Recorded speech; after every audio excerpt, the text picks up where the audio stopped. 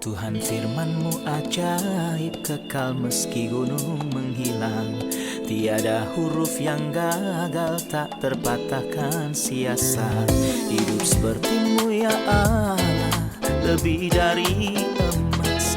Aku bersaksi kitab-Mu, kitab yang suci. Mendengarkan firman-Mu, hibur hati yang luka. Terangilah langkahku kemanapun ku pergi. Biarkanlah firman-Mu berkuasa atasku. Ubahkanku, bebaskanku, ku mau menyenangkan-Mu. Tuhan firman-Mu ajaib, kekal meski gunung menghilang. Ubah dan bebaskan aku, mau menyenangkan-Mu. Salam jumpa pemirsa terkasih, saya menyambut Anda sekalian dimanapun Anda berada dalam episode yang terbaru program studi harian kita, Semua Kitab Suci.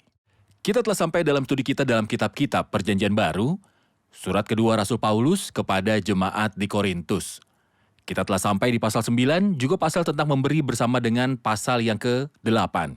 Untuk memulai, izinkan saya untuk menyambut tamu kehormatan di studio, para hamba Tuhan, Saudara Ishak Elia, selamat datang. Saudara Muin Bashir, selamat datang. Terima kasih, Saudara. Sebuah kehormatan. Juga para hadirin yang telah bergabung di studio, selamat datang. Saudara Ishak, saya akan membaca dari ayat 1-5 tentang pelayanan kepada orang-orang kudus. Tidak perlu lagi aku menuliskannya kepada kamu. Aku telah tahu kerelaan hatimu tentang mana aku memegahkan kamu pada orang-orang Makedonia. Kataku, Akhaya sudah siap sedia sejak tahun yang lampau, dan dengan kegiatanmu telah menjadi perangsang bagi banyak orang.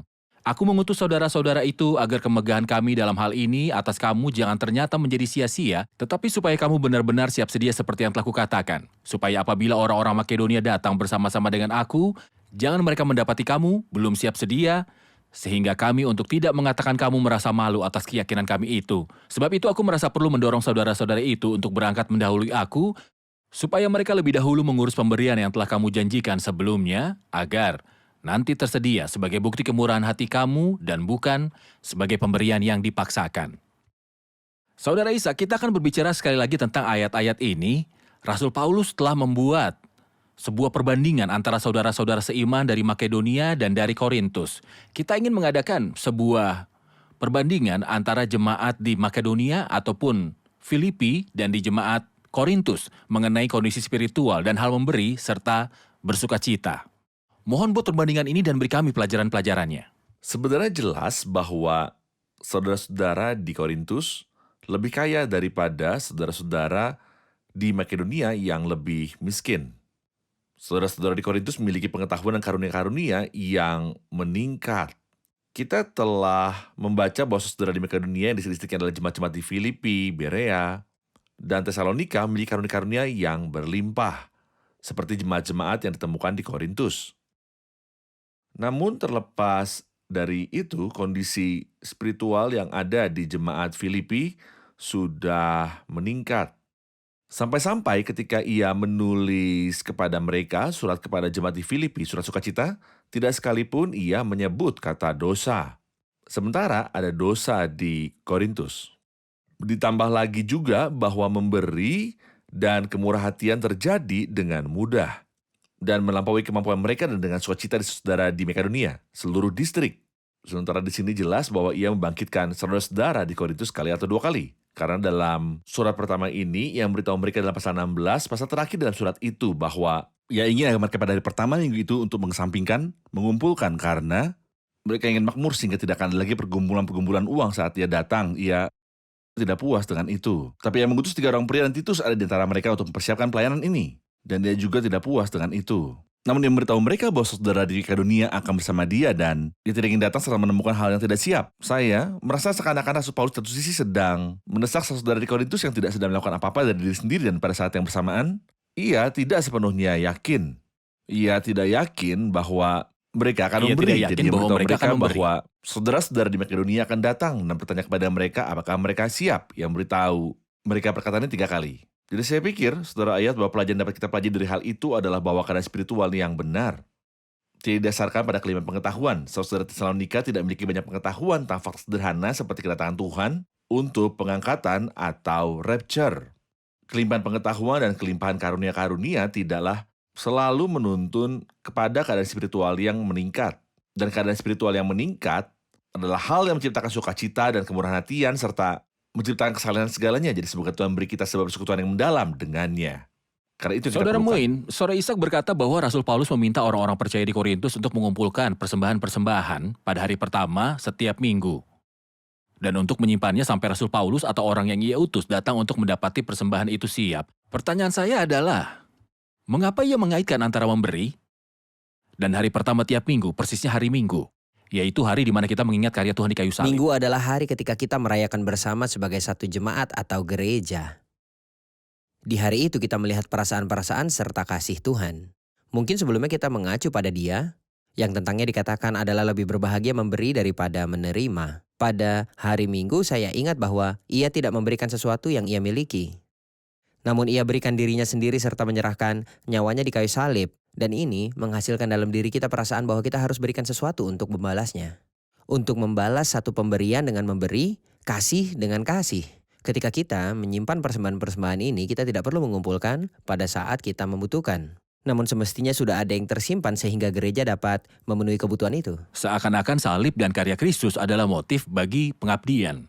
Ketika saya berdiri di kayu salib dan ingat akan karya Kristus di kayu salib, ini menghasilkan di dalam saya kerinduan-kerinduan untuk mengabdikan hidup saya. Dan bahkan mengabdikan uang saya kepadanya. Benar. Saya juga berpikir saudara ayat bahwa seharusnya semua saudara seiman ada pada hari pertama setiap minggu. Pada setiap awal minggu ia mengatakan itu dalam 1 Korintus pasal yang ke-16. Jadi ia mengira keadaan normal adalah bahwa semua saudara-saudara akan berkumpul pada hari pertama setiap minggu. Jadi sudah itu hari ini adalah Benar. kesempatan bagi mereka semua untuk berkontribusi. Benar. Kita rehat sejenak dan kembali untuk menjawab pertanyaan hadirin. Pemirsa terkasih, kami akan segera kembali setelah rehat. Tetap bersama kami.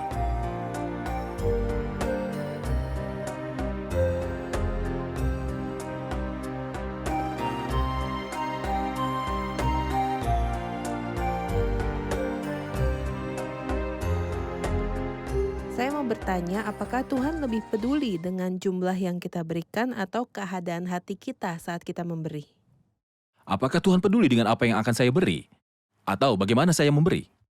Ia berkata dengan jelas dalam pasal 9 ayat 7, hendaklah masing-masing memberikan menurut kerelaan hatinya, jangan dengan sedih hati atau karena paksaan. Dapatkah seseorang memberi dengan sedih hati? Mari kita bayangkan sebuah situasi yang sangat nyata. Saudara ayat, jika saya merasa bahwa saya diancam, misal jika seorang mengancam saya dan beritahu saya, berhati-hatilah. Uang yang tidak kamu berikan kepada Tuhan akan habis sakit penyakit. Maka saya menjadi ketakutan karena ucapan dari orang tersebut. Maka saya akan memberi, tapi saya tidak akan bahagia saat memberi. Dan Paulus melanjutkan berkata, betapa ia ingin memberi itu seperti sebab Allah mengasihi orang yang memberi dengan sukacita. Dan sesuatu yang lain, misalnya saya tahu bahwa seorang tertentu itu kaya. Jadi saya mulai bertanya kepadanya di depan saudara seiman, apakah ia telah berkontribusi atau tidak? Apakah ia telah memberikan uang atau belum? Jadi orang ini Tidak ada kewajiban dalam hal tidak ini. akan merasa malu. Sehingga ia akan memberikan uangnya Karena dengan kebutuhan. sedih Ia akan memberi karena atau karena paksaan. paksaan. Maka ia tidak akan memberi dengan sukacita, tapi Tuhan tidak menghendaki hal itu. Hendaklah masing-masing memberikan menurut kerelaan hatinya. Dan hal positif kedua adalah jangan dengan sedih hati atau karena paksaan, sebab Allah mengasihi orang yang memberi dengan sukacita. Dan Allah sanggup melimpahkan segala kasih karunia kepada kamu, supaya kamu senantiasa berkecukupan dalam segala sesuatu dan malah berkelebihan dalam berbagai kebajikan, sampai akhir dari hal besar ini. Anda telah berkata bahwa masalahnya bergantung pada kerendahan hati. Tentu. Saya ingin mendengar komentar Anda tentang kata pertama di ayat 1 tentang pelayanan kepada Orang-orang kudus. orang-orang kudus. Ya. Siapakah orang-orang kudus ini? Orang-orang miskin di Yerusalem. Lalu mengapa mereka digolongkan dalam banyak gereja sebagai kelas 2 dan bahwa mereka adalah saudara-saudara Tuhan? Bahkan istilahnya tidak akurat menyebut mereka orang yang kekurangan dan mempersiapkan ibadah-ibadah terpisah bagi mereka dan tidak mengizinkan mereka untuk berbaur. Dipanggil apa mereka? Orang-orang kudus. Bagaimana bisa mereka adalah orang-orang kudus di dalam Kristus? Poinnya saudara ayat adalah bahwa prinsip pembagian bukanlah sebuah prinsip ilahi sama sekali. Membagi-bagi kelompok orang percaya misalnya. Ini adalah untuk para pengusaha. Dan ibadah-ibadah untuk orang miskin. Dan mengadakan ibadah-ibadah untuk setiap mereka. Ini bukanlah gereja sama sekali. Terkadang di dalam beberapa aktivitas ada ibadah-ibadah tambahan, tetapi kita harus paham bahwa ibadah aslinya dan tujuan sejati serta utamanya adalah ibadah gereja. sejati. Ada orang-orang kudus yang miskin dan kaya, dan keduanya disebut orang-orang kudus. Benar. Tak ada penggolongan dalam gereja, kita tidak dapat menyebut orang miskin saudara bagi Tuhan dan orang lainnya dengan sebutan lain. Ketika saya berpartisipasi dalam memenuhi kebutuhan-kebutuhan salah satu anggota tubuh Kristus yang miskin, saya harus berpartisipasi sambil merasa bahwa ia adalah seorang kudus. Seorang anggota tubuh Saya Kristus. mengambil buahnya dan berkatnya di hadapan Tuhan ketika Ya. saya berpartisipasi dalam memenuhi kebutuhan salah satu orang Dan kudus Anda tidak dalam tahu, tubuh saudara, Kristus. Dan saya tidak boleh memperlakukan dia dengan merendahkan. Dan Anda tidak tahu saudara ayat bagaimana hal-hal ini mempengaruhi keadaan psikologis dari orang kudus ini. Itu melukai perasaan mereka, seakan-akan Benar. kita memisahkan mereka dari kita. Benar.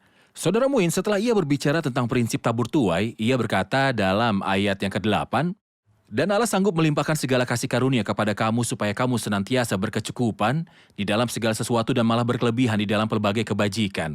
Saya ingin mendengar komentar Anda tentang ayat yang sangat baik ini. Gambaran yang cukup jelas tentang kecukupan, Rasul Paulus ingin menaruhnya di hadapan mereka dan juga kita. Terkadang orang salah memahami hal ini, mereka pikir mereka akan merasa puas ketika memiliki sejumlah kekayaan tertentu. Tidak, jika saya tidak belajar merasa puas dengan sedikit yang saya miliki, saya tidak akan belajar untuk merasa puas bahkan walau saya punya banyak. Kapan Paulus berkata bahwa ia telah belajar dalam keadaan apapun untuk merasa puas? Bukan saat dia dalam keadaan tertinggi, namun saat dia berada di penjara. Apa yang kita punya di penjara, idenya adalah untuk merasa puas bukan karena kita punya banyak, namun untuk merasa puas dalam keadaan apapun. Tidak peduli berapa banyak yang kita miliki di tangan kita, ia ingin kita mencapai kondisi ini. Berkecukupan dalam segala sesuatu, kita perhatikan bahwa kata segala sering sekali diulang, berkecukupan dalam segala sesuatu dan malah berkelebihan dalam berbagai kebajikan. Siapa yang sebenarnya dapat mengajarkan pelajaran ini? Kasih karunia Allah. Benar. Begitu dia menyebutnya. Kasih karunia Allah mengajarkan apa yang sulit dilakukan secara alami, yaitu merasa puas. Mata tidak pernah merasa puas untuk melihat, namun kasih karunia Allah mengajarkan saya ini. Saya melihat kecukupan di sini bahwa orang kaya bukanlah yang memiliki banyak hal. Namun orang kaya Ya, adalah orang yang tidak membutuhkan apa-apa. Saya mungkin sangat miskin, tetapi saya merasa bahwa saya sangat puas. Saya mungkin kaya, namun saya masih menginginkan segala hal yang tidak saya miliki. Saya mungkin mempunyai $1 juta, tapi saya ingin punya 2 juta. Mata tidak pernah menjadi puas dari sekedar melihat. Jadi orang kaya bukanlah orang yang mempunyai segalanya, melainkan orang yang tidak membutuhkan apa-apa. Orang yang tidak merasa bahwa ia membutuhkan, ia mungkin tidak memiliki apa-apa. Tapi ia merasa puas. memiliki dunia. Dalam pasal 6 ia berkata sebagai orang miskin namun perkaya banyak orang. Sementara kita miskin, kita adalah sumber kekayaan bagi banyak orang. Tentu. Benar. saya telah Silakan. membaca tentang salah seorang dari orang kaya yang terkenal di dunia ini. Dia ditanyai setelah mencapai kekayaan ini, apa harapanmu? Ia berkata bahwa kekayaan akan berlipat ganda. Ia tidak punya rasa cukup, manusia tidak punya kecukupan sama sekali. Benar, benar. Saudara Muin, saya ingin mengajukan sebuah pertanyaan tentang ayat 12. Sebab pelayanan kasih yang berisi pemberian ini bukan hanya mencukupkan keperluan-keperluan orang-orang kudus, tetapi juga melimpahkan ucapan syukur kepada Allah. Saya ingin komentar Anda tentang ayat yang baik ini. Sebenarnya ini di antara berkat-berkat pelayanan atau hak-hak istimewanya, terserah Anda mau menyebutnya seperti apa. Itu tidak hanya menunjukkan perasaan-perasaan dan kasih orang yang mempersembahkannya, dan itu tidak hanya memenuhi kebutuhan-kebutuhan orang yang kepadanya saya memberikan persembahan ini, namun juga berlimpah lewat banyak ucapan syukur kepada Allah. Orang yang memberi menaikkan syukur kepada Tuhan yang telah memberi dan membuatnya bisa berpartisipasi dalam hal memberi. Dan orang yang menerima menaikkan syukur kepada Tuhan karena telah memenuhi kebutuhan-kebutuhannya. Dan orang yang membawa persembahan itu seperti misalnya Titus di sini, menaikkan syukur kepada Tuhan karena memberinya kehormatan untuk membawa persembahan ini. Jadi berapa banyak orang yang menaikkan syukur? Dalam satu persembahan, ucapan syukur kepada Allah meningkat di seluruh perkara ini. Bagus sekali. Kita rehat sejenak dan kembali untuk menjawab pertanyaan hadirin.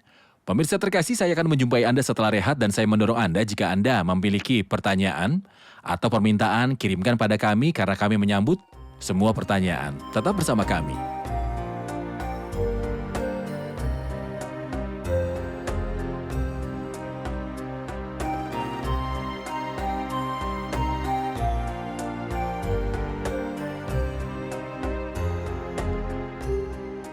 Apakah memberi dalam perjanjian baru mempunyai cara-cara dan peraturan-peraturan tertentu untuk menghitungnya?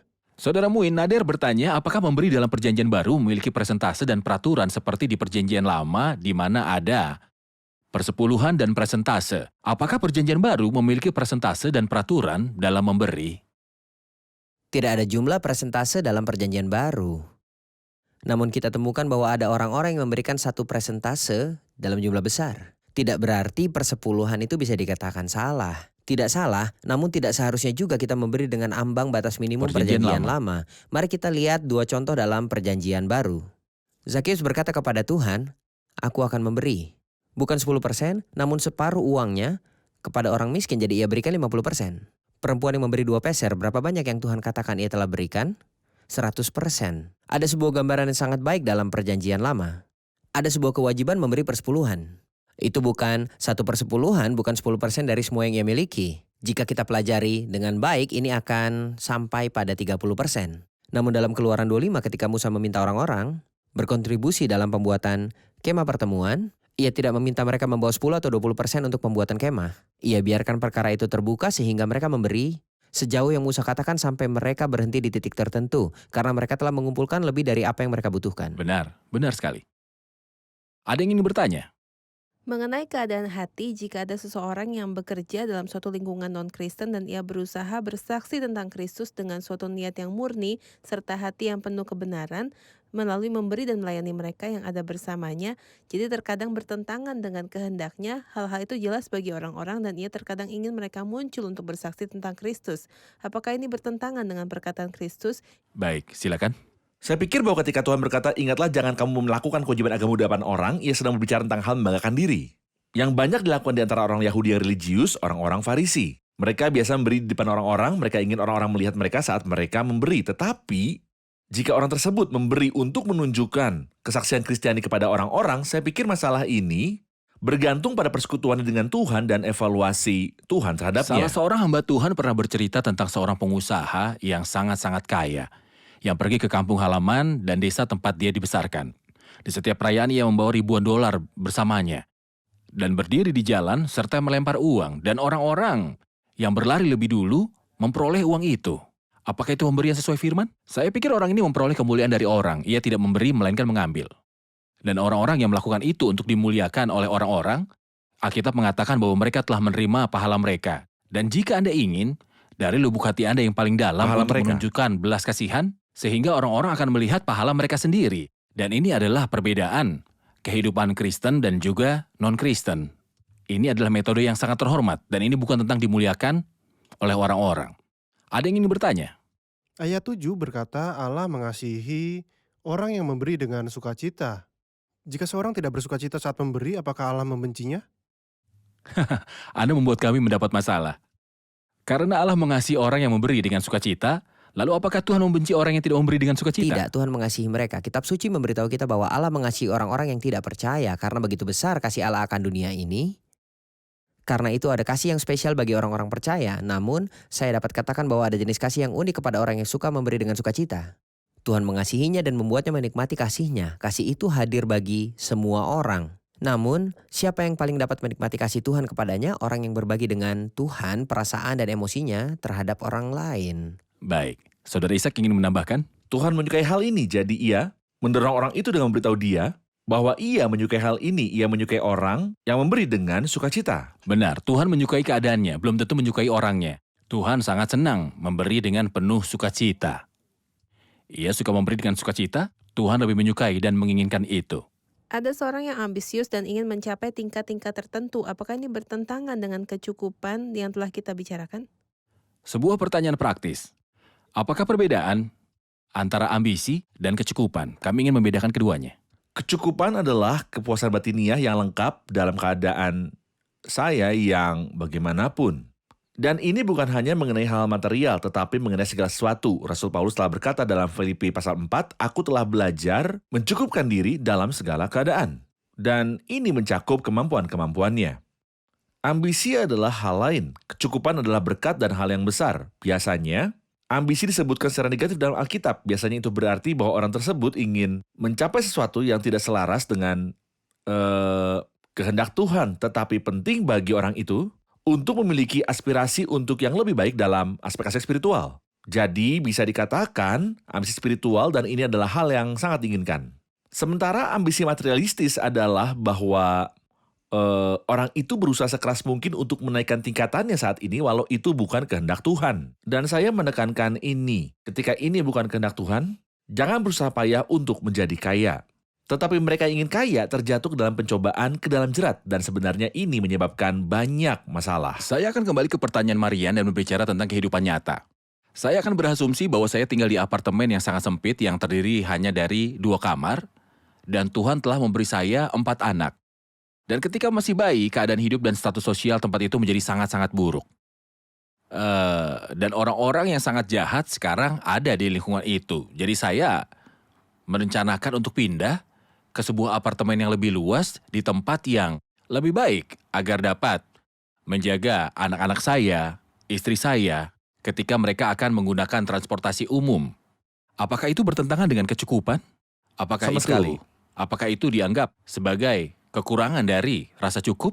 Ini suatu kebutuhan, saudara Ayat. Apa yang telah Anda jelaskan adalah sebuah kebutuhan. Apapun yang terkait dengan kebutuhan tidak pernah bisa menjadi hal negatif atau ambisi yang ditolak atau sesuatu seperti itu. Kebutuhan tidak bertentangan sama sekali dengan kecukupan. Baik, saya pikir jika seseorang memiliki penghasilan dan rekening bank lebih dari 100.000 pound dan ia terus menghitungnya dan membaca laporan bank serta meninjau bunganya dan dia berharap sampai totalnya menjadi 3 juta rupiah dan dia akan terus bekerja sampai menjadi 5 juta, dan jika ia bertanya pada dirinya sendiri tentang alasan melakukan ini dan ia tidak dapat menemukan jawabannya, maka ia bermasalah.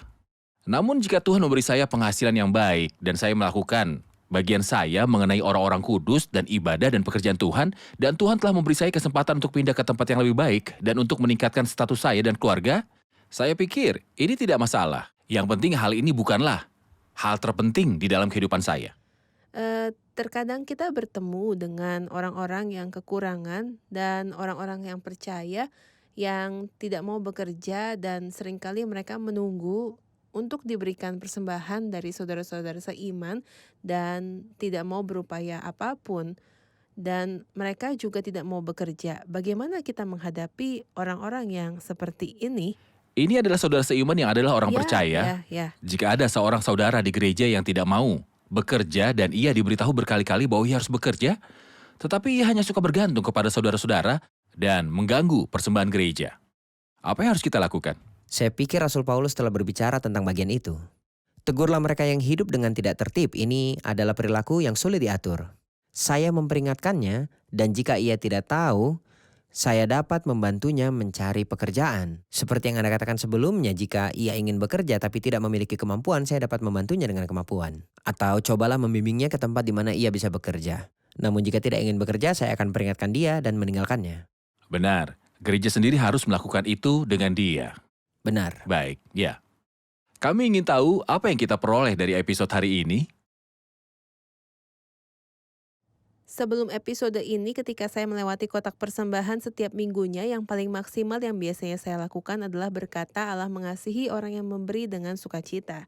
Tetapi sekarang, saya menyadari bahwa Tuhan telah memberi kita anaknya di kayu salib, dan ini adalah hadiah yang paling berharga, dan ini adalah motivasi bagi saya untuk mengabdikan diri saya. Bagus sekali, ya. Bercukupan adalah hal yang paling menakjubkan, dan itu dinyatakan dalam diri janda yang tidak memiliki apa-apa selain uang 2 peser. Dia pasti telah memandang Tuhan dan melihat ia menyembuhkan dengan sebuah firman secara gratis dan memberikan makan secara gratis. Lalu ia memasukkan 2 peser uang itu ke dalam kotak persembahan dan berkata kepada Tuhan bahwa ia adalah kecukupannya, ia tidak menginginkan apa-apa lagi. Tuhan memberkati. Mary? Kebesaran Tuhan kita telah menyentuh hati saya karena dialah satu-satunya yang mampu mengisi kekosongan dan memuaskan kebutuhan semua orang. Tetapi karena ia telah membuat kita berpartisipasi dalam semua pelayanan, ia juga telah membuat kita berpartisipasi dan memberi kehormatan untuk melayani. Terima kasih, benar sekali. Nader? Saya pernah mendengar sebuah komentar yang sangat menghibur saya bahwa apa yang saya miliki bukanlah milik saya dan saya memberikan sebagian darinya kepada Tuhan. Tetapi apa yang saya miliki adalah milik Tuhan dan saya hidup dari sebagian darinya. Benar, Tuhan memberkati. Terima kasih banyak. Semua komentar Anda sangat bagus. Terima kasih para hamba Terima Tuhan. kasih. Kita lanjutkan Tuhan diskusi memberkati. di episode selanjutnya. Pemirsa terkasih, kita telah mengetahui dalam episode ini bahwa Allah telah memberi kita anaknya di kayu salib. Dan ini satu-satunya motif bagi kita untuk memberi. Tidak hanya untuk memberikan uang, tetapi untuk mengabdikan hidup kita kepada Tuhan, kita perlu pergi ke kayu salib dan berdiri di sana. Tentu maksudnya bukan benda salibnya, tetapi karya salibnya. Kita perlu merenungkan luka-luka Kristus dan bagaimana ia telah memberi dirinya tanpa batas dan mengorbankan dirinya. Dia menyerahkan darahnya, menyerahkan hidupnya, dan menyerahkan nyawanya bagi kita. Dan kita harus mengatakan kepadanya bahwa kita ingin mengabdikan hidup kita kepadanya. Ingatlah karya Kristus di salib. Jika Anda ingin berbelas kasihan kepada saudara seimanmu dan bersimpati kepada mereka, ingatlah karya salib Kristus. Dan ingatlah perkataan Rasul Paulus tentang saudara-saudara seiman, mereka yang miskin di sini adalah orang-orang kudus. Jangan menggurui anggota tubuh Kristus ketika memberi persembahan seolah Anda melakukan kebaikan padanya. Karena ia disebut orang kudus di dalam Kristus dan Anda memperoleh berkat serta berpartisipasi dalam pertambahan buah. Mari belajar cara memberi agar kita dapat menjadi seperti Tuhan yang mengajarkan tentang memberi kepada dunia. Saya akan menjumpai Anda kembali di episode selanjutnya. Tuhan besertamu.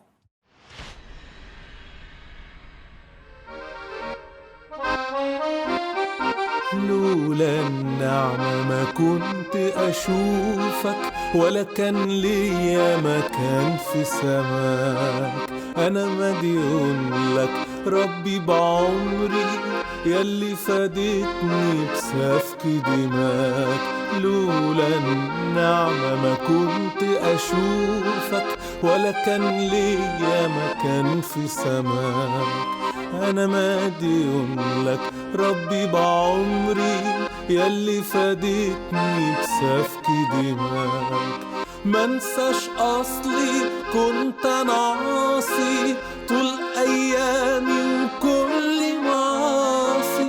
ضربة طرية في كل كياني من رجليا لهامة راسي.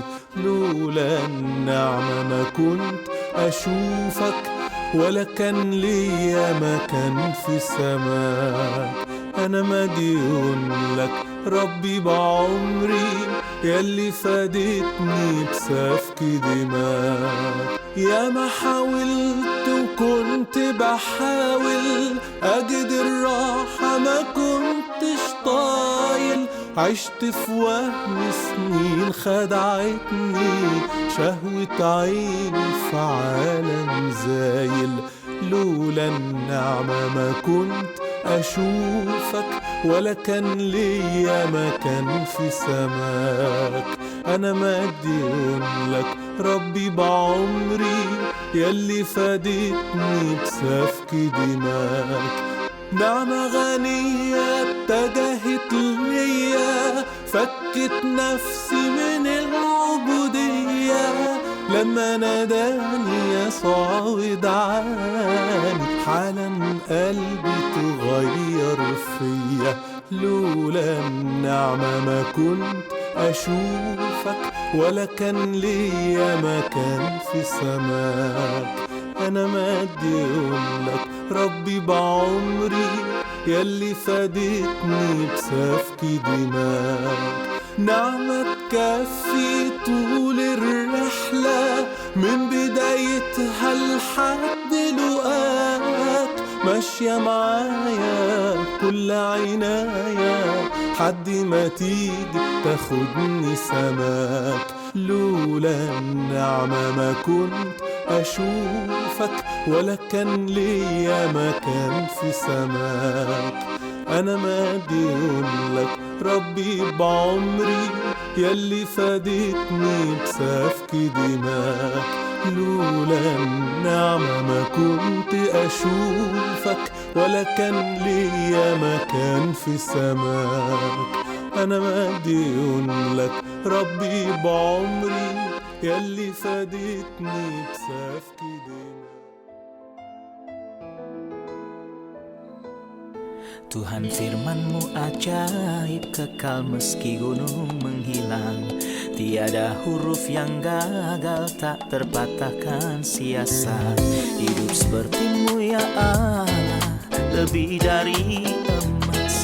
Aku bersaksi kitab-Mu, kitab yang suci. Mendengarkan firman-Mu, hibur hati yang luka. Terangilah langkahku kemanapun ku pergi.